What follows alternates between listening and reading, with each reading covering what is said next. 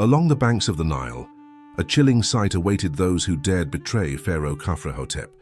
Human figures, frozen in molten wax, stood as silent witnesses to a secret no one was meant to reveal. Every curve of their rigid forms told a story of loyalty broken and punishment eternal. Would you dare uncover the method behind the Pharaoh's most feared execution? Guys, can you help me to hit 1,000 subscribers on this channel? And it's my dream. Sorry for interruption, it's humble request. Let's jump into the video. Pharaoh Khafrehotep ascended to the throne of Upper Egypt in 1347 BCE, following the death of his father, Pharaoh Merenra. He was recognized early for his administrative skills and ability to maintain the loyalty of regional governors. Khafrehotep consolidated power by strengthening the central authority over Egypt's nomes. He established new tax systems that ensured regular tribute from both agricultural and trading regions. During his early reign, he focused on monumental architecture to reinforce his authority.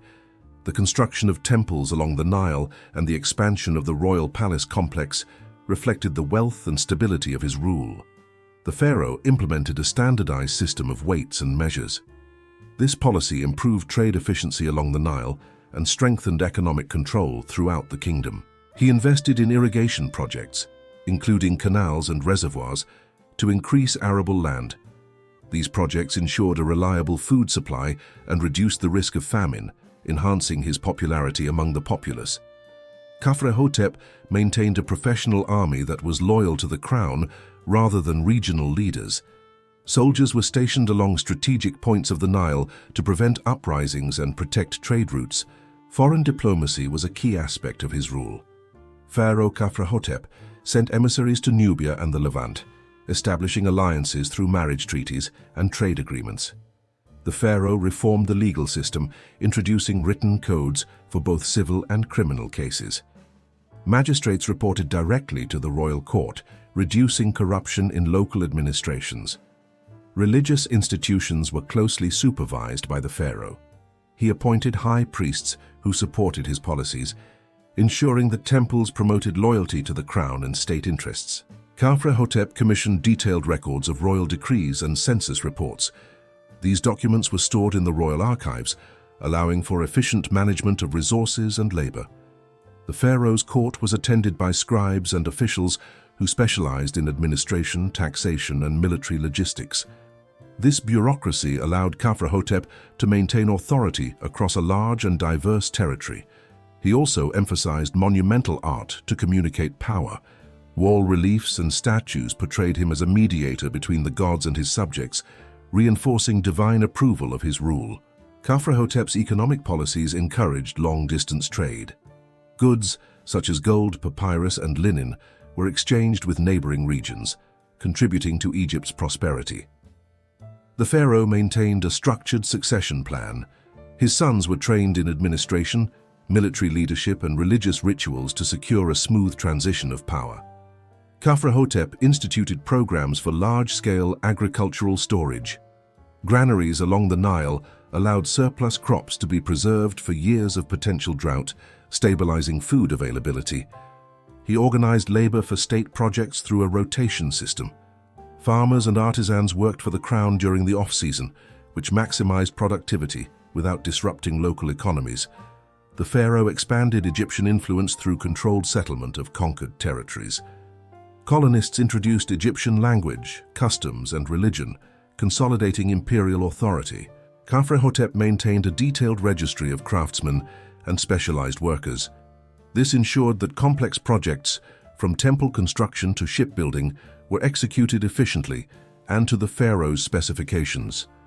He promoted scholarly activity, supporting mathematicians, astronomers, and engineers. Knowledge was applied to calendar development, flood prediction, and infrastructure planning. The pharaoh maintained a fleet of ships along the Nile for transportation of troops, trade goods, and official delegations. Naval logistics enhanced both economic and military stability.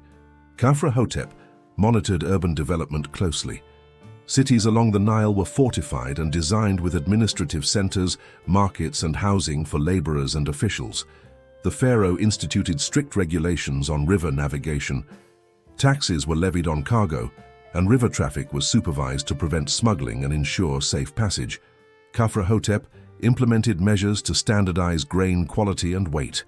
This consistency was crucial for taxation, storage, and trade, ensuring confidence in Egypt's economic system. He also oversaw medical practices and public health. Physicians were employed in temples and palaces to care for both the elite and the workforce, reducing mortality during large-scale projects. The pharaoh sponsored extensive religious ceremonies to unify his subjects. Festivals and offerings reinforced loyalty to both the gods and the monarchy, promoting societal cohesion. Khafrehotep regularly inspected provincial governors and sent royal envoys to ensure compliance with central directives. This surveillance maintained administrative uniformity and reduced the likelihood of rebellion. He was known to reward loyalty and excellence with titles, land, or grain rations. Such incentives encouraged officials and soldiers to prioritize state service and personal allegiance to the pharaoh. Khafrehotep commissioned maps of Egypt and surrounding regions. These maps supported military planning, trade, and administrative efficiency, allowing the central authority to exercise control over distant areas. The pharaoh maintained a detailed record of natural resources. Mining sites, forests, and fertile land were catalogued to maximize their use for construction, trade, and state projects. Khafrehotep's policies emphasized stability and longevity of the state. By balancing military strength, economic management, and religious authority, he established one of the most efficient and respected reigns in Egypt's history. He oversaw the construction of tombs and burial sites to ensure the proper interment of elites. This reinforced societal hierarchies and demonstrated the state's power over life and death. Khafrehotep's reign was marked by meticulous documentation. Daily logs, official letters, and economic reports were maintained to provide accountability and continuity across generations of administration. The pharaoh's attention to ritual and symbolism reinforced his authority. Iconography depicting him smiting enemies or receiving divine blessings was pervasive in temples, tombs, and public spaces. Khafrehotep maintained a consistent policy toward external threats. Border fortifications and seasonal patrols deterred incursions from Nubia, Libya, and the Sinai Peninsula. The pharaoh actively promoted architectural innovation. He commissioned new techniques in stone carving and monument construction, leaving a legacy that would influence future generations. Khafrehotep's reign saw the integration of military, religious, and civil administration into a cohesive state apparatus. This integration ensured that policy, law, and ritual aligned under royal oversight. The pharaoh valued skilled labor and technical knowledge. Artisans, architects, and engineers were treated as essential state resources, and their training and output were closely monitored. He codified protocols for court ceremonies, audience with officials, and provincial inspections.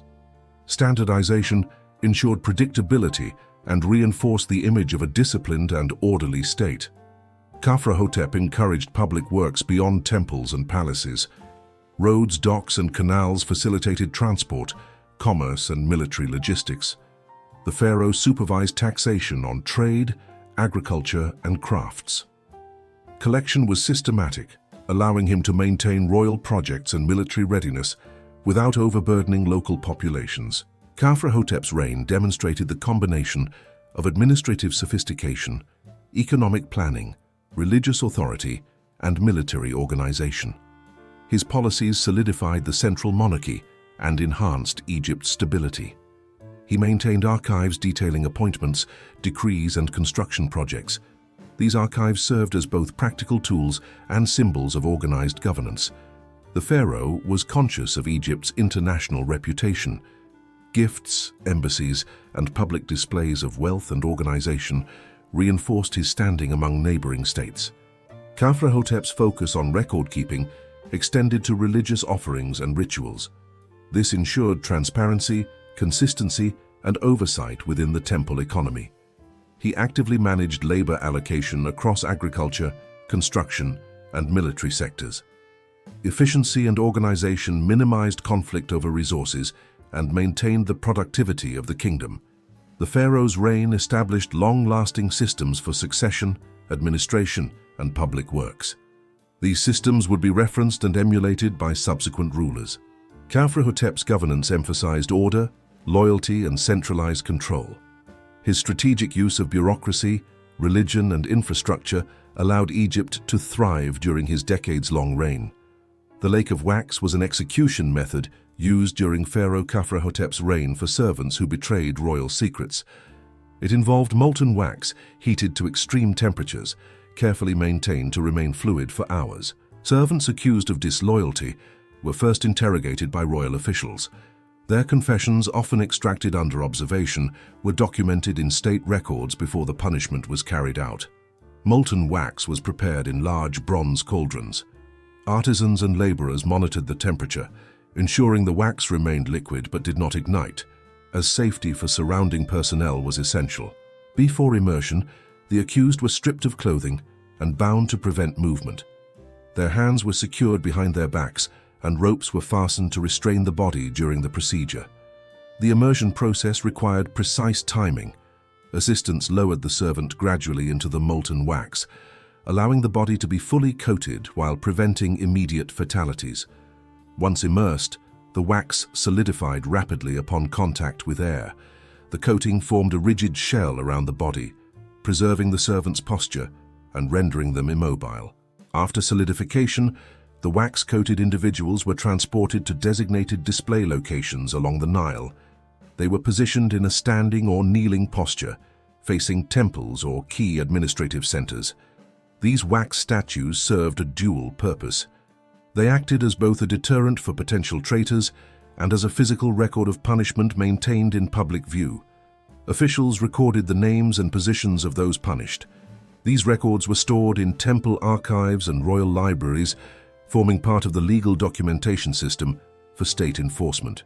The preparation of the Lake of Wax required skilled supervision. Temperature control, wax composition, and immersion procedures were documented in manuals for artisans to follow consistently. Servants subjected to this punishment were treated as property of the pharaoh rather than individuals. Their execution was carried out under strict protocol, ensuring no deviation from prescribed methods. Placement along the Nile was strategic. Wax figures were positioned near key water routes and temples, ensuring maximum visibility to travelers, residents, and visiting officials. Over time, natural wax maintenance became necessary. Officials periodically inspected the figures for cracks, erosion, or insect damage, applying new layers of wax as required to maintain structural integrity. The Lake of Wax was not solely punitive, it also functioned as an administrative warning. Regional governors and temple officials reported sightings of wax figures as part of routine governance. Records indicate that some individuals were partially coated for a trial period before full immersion. This intermediate procedure was used to assess reaction and maintain compliance with royal directives. The process was highly controlled. Only a select group of palace artisans and attendants were authorized to handle molten wax, reducing risks to others and ensuring consistency. Preparation of the wax mixture included additives such as resins and plant oils. These components increased durability and prevented rapid deterioration from heat, sunlight, or humidity along the Nile. The pharaoh's court maintained a dedicated registry of those condemned to the Lake of Wax. Entries included the nature of their betrayal, date of punishment, and supervising officials. Transport to the display site involved sledges or boats. Wax-coated bodies were fragile, requiring careful handling to prevent breakage or damage before permanent placement. The placement was typically along the riverbank, with some figures arranged near gates to administrative compounds. Locations were selected to maximize exposure to public and official audiences. Officials conducting inspections recorded environmental conditions. High temperatures, flooding, or erosion could compromise wax integrity, prompting additional maintenance procedures. The use of molten wax as punishment reflects broader administrative strategies of Pharaoh Khafrehotep. It combined psychological deterrence, visual record-keeping, and public demonstration of royal authority. Artisans documented every stage of preparation. These records included measurements, wax composition, immersion technique, and positioning protocol, serving as training material for successors. The process was monitored by priests in some cases. Religious oversight ensured that the punishment aligned with sacred principles, preventing ritual contamination or disapproval from temple authorities. Ancient texts indicate that the lake of wax was reserved for high-value offenses. Betrayal involving financial embezzlement, secret communication with foreign powers, or unauthorized temple interference warranted this form of execution. The punishment also served economic functions. Wax could be recycled in small quantities to maintain figures, reducing the material cost of ongoing displays while preserving historical records. Some wax figures were placed near prominent temple entrances. Visitors and officials passing these sites could see both the method and the consequences of disloyalty, reinforcing social order. The immersion procedure was documented in illustrated guides, detailing binding, gradual lowering, temperature ranges, and solidification timelines.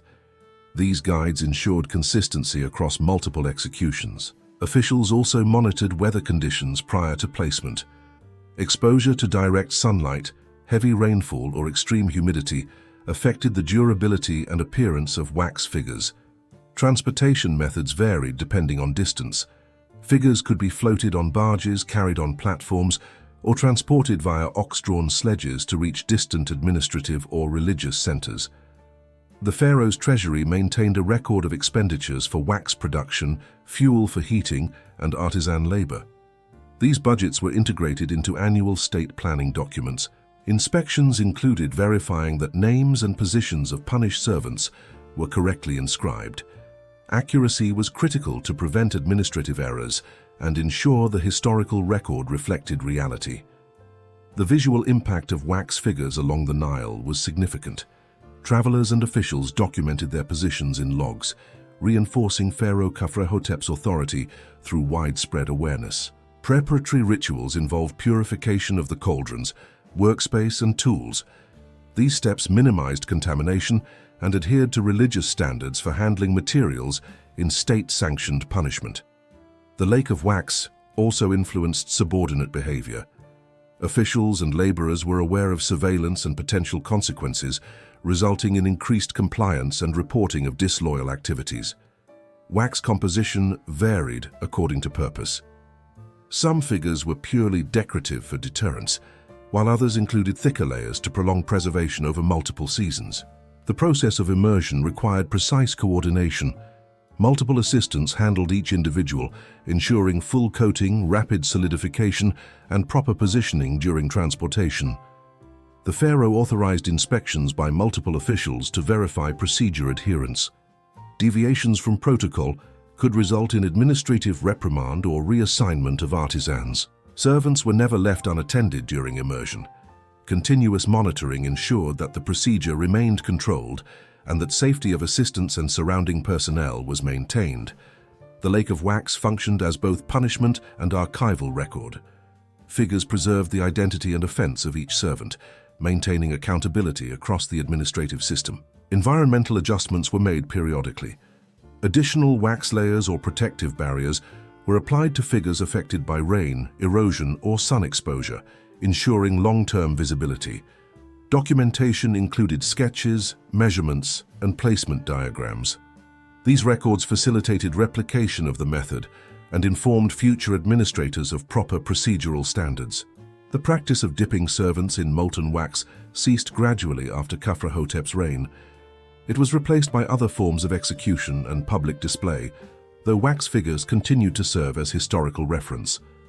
Servants placed in the lake of wax remained along the Nile for years. The solidified wax preserved their bodies, keeping their forms intact for observation by locals and officials. Records indicate that some figures were monitored for decades. Officials documented cracks, erosion, or insect activity and applied new layers of wax to maintain preservation. The purpose of long-term display was deterrence. New generations of servants and officials saw the consequences of betrayal, reinforcing loyalty to the pharaoh and the state. Maintenance of the figures became an organized task. Royal artisans periodically cleaned the wax surfaces and repaired structural damage caused by environmental exposure. Officials also recorded the number and locations of the figures. These records allowed administrators to track enforcement of state authority across the Nile region. Reports suggest that some figures were moved to temple precincts. The relocation served dual purposes, continuing the public warning and integrating the punishment into religious and ritual contexts. The preserved bodies acted as historical evidence. Temple scribes used them to verify records of offenses, ensuring consistency between administrative archives and physical displays. The wax figures were sometimes referenced in legal proceedings. Accusations of disloyalty or misconduct could be compared with existing records and the visual reminders along the river. In addition to deterrence, the Lake of Wax demonstrated administrative control. The pharaoh's capacity to maintain, inspect, and document punished servants highlighted the efficiency of his governance. Over time, natural wear required interventions. New wax layers, protective coverings, or relocation of figures were employed to prevent deterioration and maintain visual impact. The practice influenced regional governance. Local leaders incorporated similar methods of warning, though none replicated the scale or systematic approach established by Pharaoh Khafrehotep. Scribes documented both the procedural and environmental aspects of maintaining wax figures. These records contributed to the historical understanding of Egyptian punitive systems. The presence of wax figures along trade routes and urban centers served as a reminder of Pharaoh Khafrehotep's authority. Merchants, travelers, and officials routinely observed these displays. The Lake of Wax remained a reference for disciplinary practices. Royal advisors used its legacy to shape policies on punishment, loyalty enforcement, and public deterrence in subsequent reigns. Some figures eventually decayed beyond repair. When wax shells fractured or collapsed, officials recorded the condition, sometimes replacing or relocating the figures to continue their purpose. Despite the eventual decline of the practice, the Lake of Wax remained a significant part of administrative and legal culture. It illustrated the integration of punishment, documentation, and public oversight in Egyptian governance.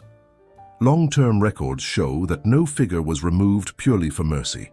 The permanence of the display emphasized that betrayal had enduring consequences, reinforcing the centrality of loyalty in state operations. The pharaoh's emphasis on surveillance, record-keeping, and deterrence influenced later rulers. Administrative manuals reference the Lake of Wax as a model for combining punishment with visibility and historical record. By the end of Khafrehotep's reign, the practice was fully institutionalized. It had become a recognized method for enforcing state authority, maintaining social order, and signaling the consequences of disloyalty.